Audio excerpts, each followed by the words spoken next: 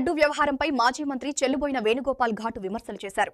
భక్తుల విశ్వాసాలకు సంబంధించిన అంశాన్ని రాజకీయ రంగంలోకి లాగడం దురదృష్టకరమన్నారు. మీడియాతో ఆయన మాట్లాడుతూ తిరుమల తిరుపతి దేవస్థానాల లడ్డూ ప్రసాదంపై రాజకీయ వివాదాలు సృష్టించడం కోట్లాది భక్తుల మనోభావాలను దెబ్బతీసే చర్య అని మండిపడ్డారు. భక్తి ఆధ్యాత్మిక అంశాలను రాజకీయాల్లోకి తీసుకురావడం సమాజంలో విభేదాలకు దారితీస్తుందని హెచ్చరించారు. ప్రజల భావోద్వేగాలతో ఎవ్వరూ ఆటలాడకూడదని సూచించారు.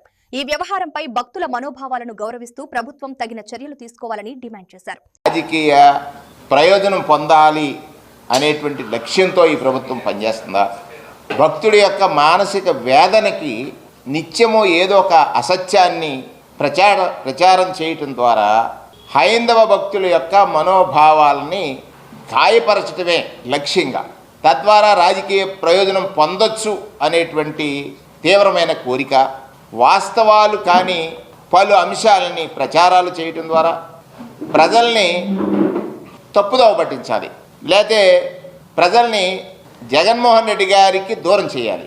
చంద్రబాబు నాయుడు గారి రాజకీయాల్లో ఆయన రాజకీయ ప్రస్థానం అంతా కూడా ఒక్కొక్క ఎన్నికలకి ఒక్కొక్క విధానాన్ని ఆయన పాటిస్తారు.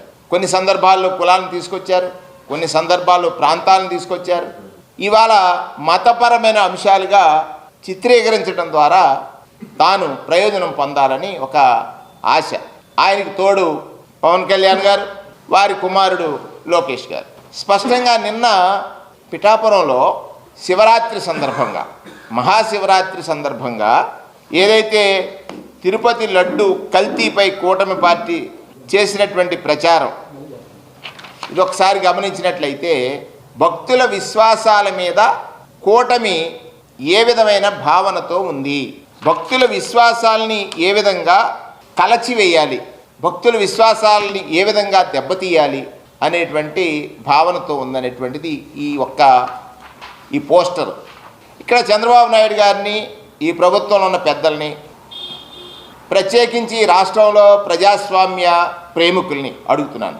అంటే ప్రజాస్వామ్య ప్రేమికులు అడుగుతున్నాను. చంద్రబాబు నాయుడు గారి తీరు కానీ, పవన్ కళ్యాణ్ గారు కానీ, లోకేష్ గారు కానీ, ప్రభుత్వం కానీ, అంటే సాధారణంగా పాలకుడు ప్రజల యొక్క శాంతియుత జీవనానికి పలు చర్యలు తీసుకోవాలి.